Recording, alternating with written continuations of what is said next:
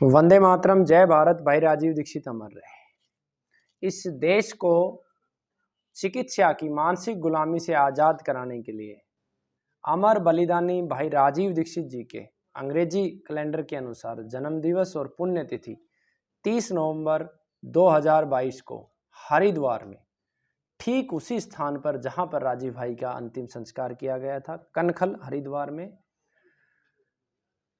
एक कार्यक्रम आयोजित किया जा रहा है।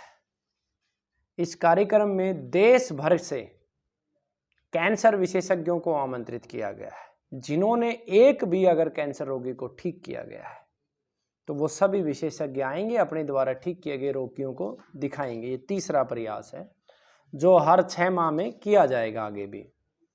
दूसरा, इस कार्यक्रम में उत्तराखंड राज्य के वैद्यों का सम्मेलन भी है, यानी कि उत्तराखंड के जितने भी वैद्य हैं वो सभी वैद्यगण इस सम्मेलन में शामिल होंगे।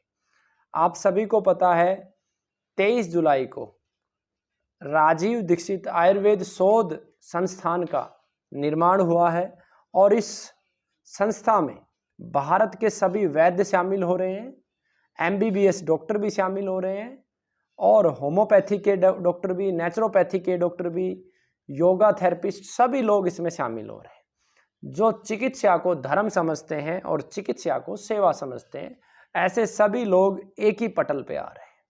खुशी की बात यह है कि अब तक 22 MBBS डॉक्टर भी इस संगठन में शामिल हो चुके हैं। उद्देश्य सिर्फ इतना, भारत को पुनः भारतीय चिकित्सा पद्धति को उसी स्वरूप में दिलाना जिस स्वरूप में थी, और जो चिकित्सा की गुलामी इस देश में है उसको मिटाना, और चिकित्सा के नाम पर झूठ, लूट और छल कपट है उसको समाप्त करना। तो आप सभी इस सम्मेलन में आमंत्रित हैं। राजीव भाई के सभी कार्यकर्ता देश भर से आए, इस सम्मेलन में आमंत्रित हैं। और इसका कार्यक्रम का जो पता है मैं आपको बता देता हूं, जहां पर यह कार्यक्रम आयोजित हो रहा है, ये विश्व कल्याण साधनायतन स्थान है, ये आश्रम है। और श्री राजगुरु विश्वखानंद भारती जी महाराज का मैं धन्यवाद करता हूं, जिन्होंने ये धर्मशाला कार्यक्रम के लिए हमें उपलब्ध करवाई है, और ये ठीक राजीव भाई की समाधि के पास है।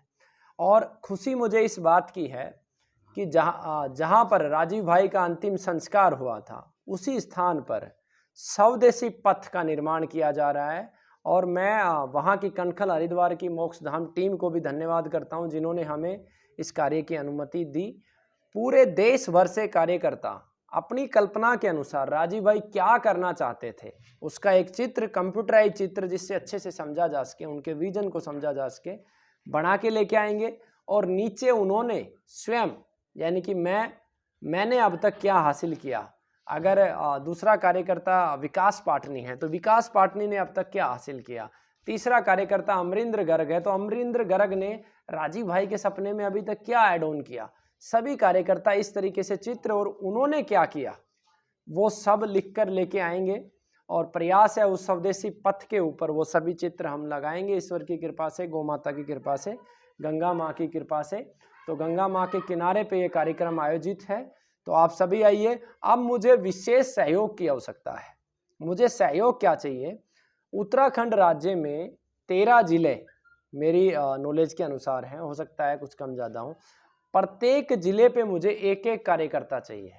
पहली प्राथमिकता है उसी जिले का कार्यकर्ता हो, और अगर उस जिले का कार्यकर्ता नहीं मिले तो देश में से कोई भी कार्यकर्ता इस कार्य को करने के लिए स्वेच्छा से आ सकता है। आपको करना क्या है? आपको उत्तराखंड के उस जिले में जाना है। हरिद्वार में ऑलरेडी ये कार्य हो चुका है, बाकी जिलों में आप एक जिला आप पकड़ेंगे, उस जिले में आप 10 दिन, 15 दिन, 20 दिन आप रहेंगे, और वहाँ रहकर आप क्या करने वाले हैं? आपको वहाँ के ग्राम पंचायत का जो मुख्यालय है वहाँ पर मिलकर सभी सरपंचों के नंबर लेने हैं, और गांव-गांव आपको पता करना है कि कितने वैद्य हैं, क्या विशेषता है उस वैद्य की, उसको कार्यक्रम का निमंत्रण देना है। जिस विषय का जो विशेषज्ञ है, आपने देखा होगा गांव में कभी कोई बवासीर की दवा देता है, कोई पथरी की दवा देता है, और उनकी बहुत अच्छी दवा होती है।